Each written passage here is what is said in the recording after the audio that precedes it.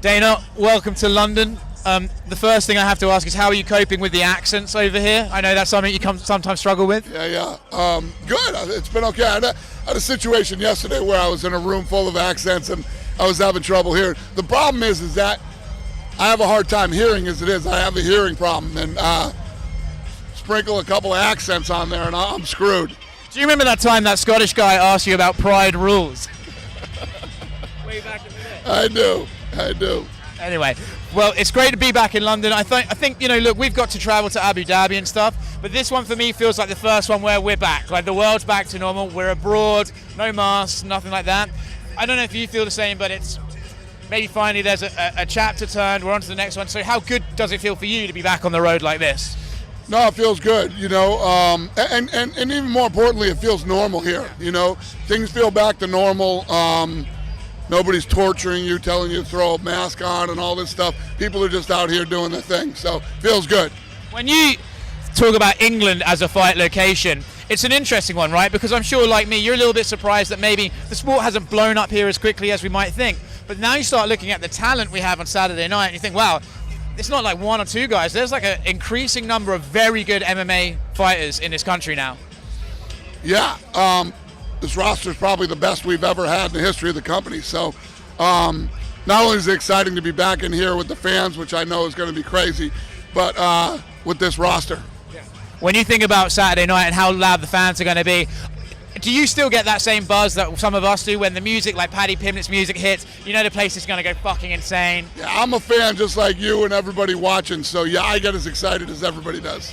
Tom Aspinall, how bright do you think this guy's future is? He's one of the youngest guys in the division, and man, he's so quick for a heavyweight. When you look at him, how high do you think his ceiling is? I know this is a big fight for him, but where do you see him? Huge fight. He breaks into the top 5 if he wins this fight, and then he's in the discussion with all the top guys in the world.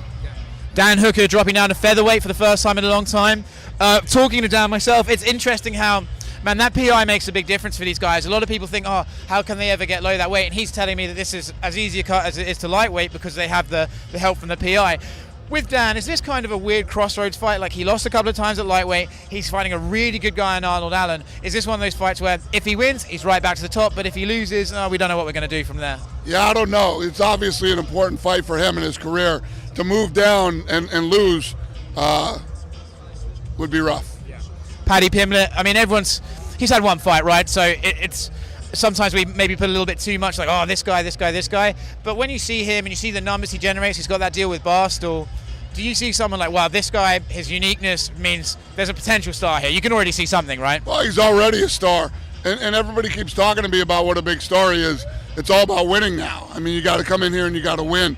So, I mean, all the things that are going to be fun about Paddy, from the walk-in to the energy to this, that, it's all about the win. Doesn't matter if he loses, right? Right. I spoke to Mr. Conor Mcgregor the other day in Dublin, and he said something very interesting to me. He would like to fight Kamaru Usman next, not necessarily Charles Oliveira. How big could that fight be? Kamaru Usman, pound for pound in the sport. Conor McGregor, obviously the biggest star in the sport. When you think of that, your initial reaction, how big could that fight be?